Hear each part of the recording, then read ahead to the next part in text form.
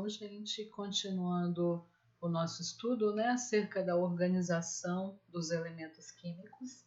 Agora a gente vai conhecer um pouquinho da história, né, inicialmente da história da criação da tabela periódica, principalmente retornando às pesquisas do químico russo Dmitry Ivanovich Mendeleev, que organizou cerca de 60 elementos químicos conhecidos em sua época, lembrando que ele viveu no século XIX, meados do século XIX, em linhas e colunas de acordo com as suas propriedades.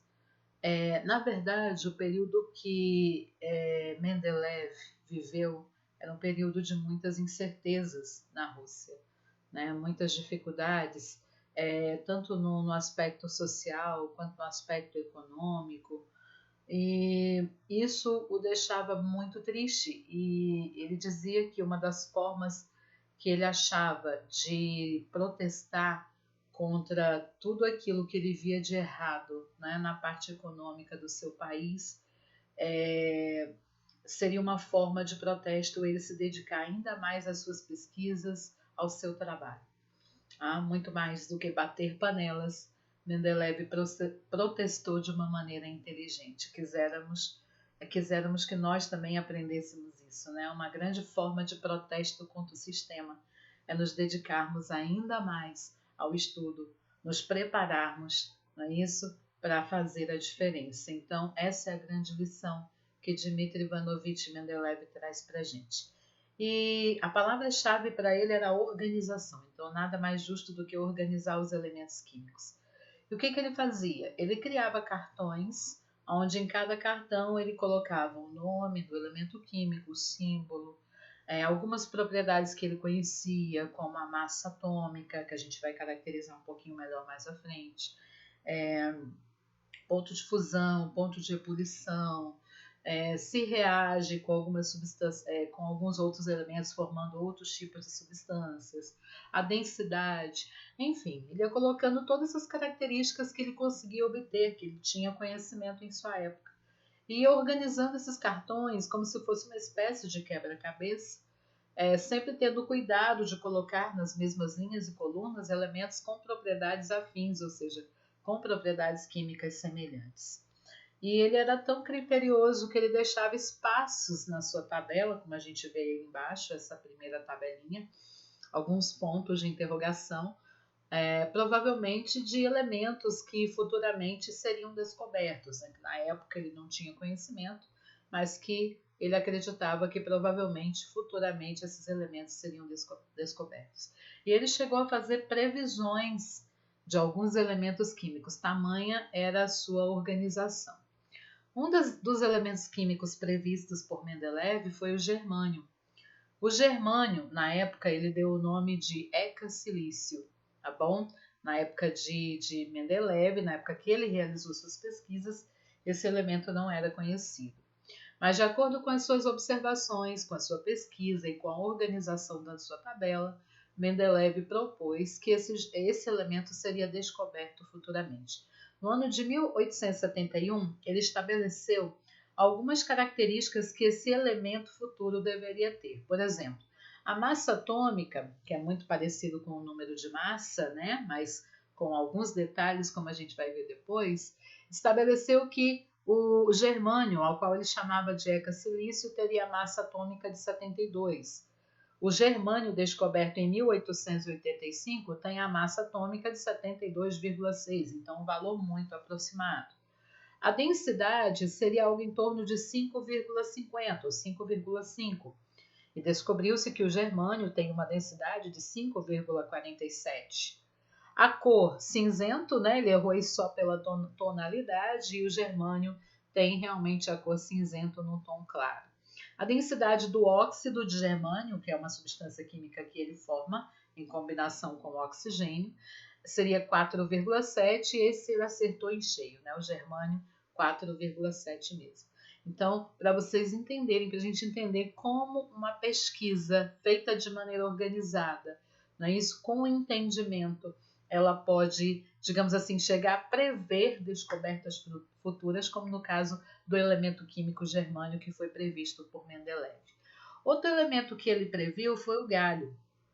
O galho é um elemento químico muito conhecido atualmente e ele tem um baixíssimo ponto de fusão, a tal ponto de derreter nas nossas mãos, porque a nossa temperatura corporal é em torno de 36 graus Celsius e o ponto de fusão do galho é em torno de 30 graus. Então, quando colocamos em nossas mãos, ele absorve calor do nosso corpo e rapidamente começa a entrar em fusão, começa a derreter, como a gente observa aí na imagem.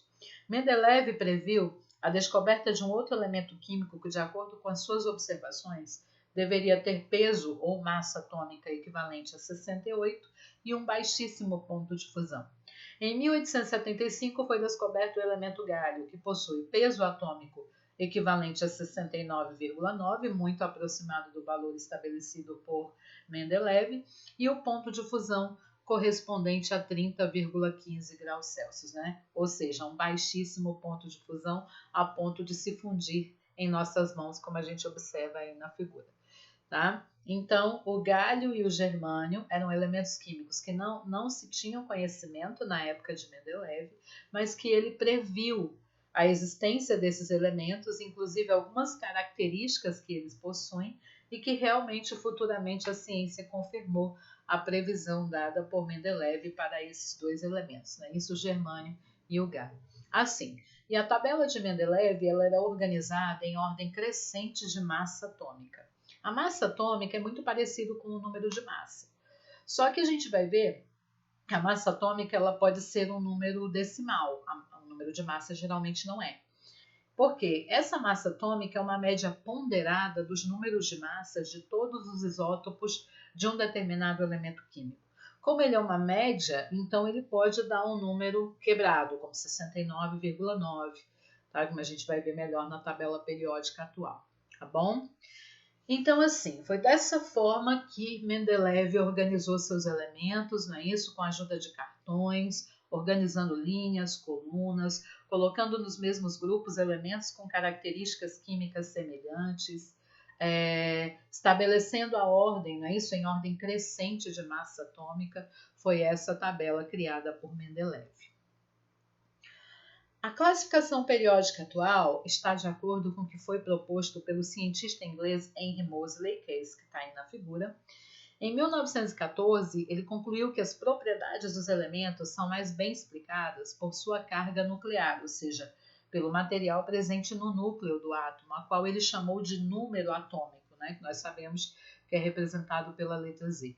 Assim, estabeleceu-se a lei periódica atual, na qual as propriedades físicas e químicas dos elementos variam periodicamente na ordem crescente de seu número atômico, ou seja, e a partir daí surgiu o esboço para a tabela periódica atual, onde os elementos estão agrupados em ordem crescente de seu número atômico, não é isso? E Moseley observou que quando ele fazia essa organização, algumas irregularidades presentes na tabela de Mendeleev eram corrigidas. Então, era melhor classificar os elementos em ordem crescente de número atômico do que em ordem crescente de massa atômica. Essa foi, digamos, a lei periódica criada por Henry Moseley no ano de 1914, que serviu de base para a criação da tabela periódica atual. Tá bom? E no caso periódico, o que é uma coisa periódica? É uma coisa que se repete de períodos em períodos. Tipo, por exemplo, os meses, não é isso? Os dias da semana.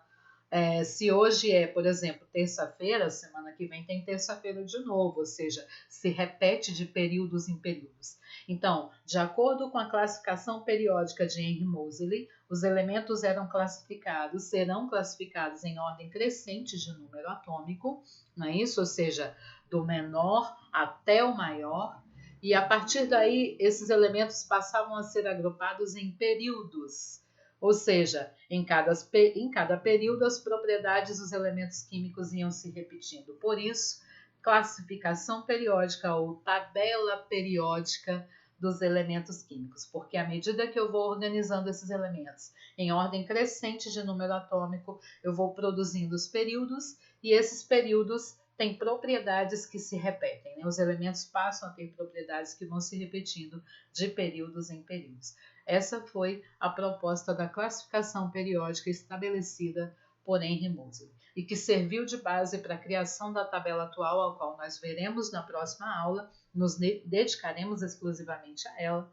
A tabela periódica atual, organizada em famílias, organizadas em períodos, né, em grupos como metais, semimetais, não metais, o hidrogênio e os gases nobres, vai ficar ainda para a próxima aula, porque não deu para encerrar nesse vídeo, tá bom? Se você gostou do vídeo, dê o seu like, curta, participe sempre do nosso canal, para estar nos apoiando nessa ideia. Até a próxima!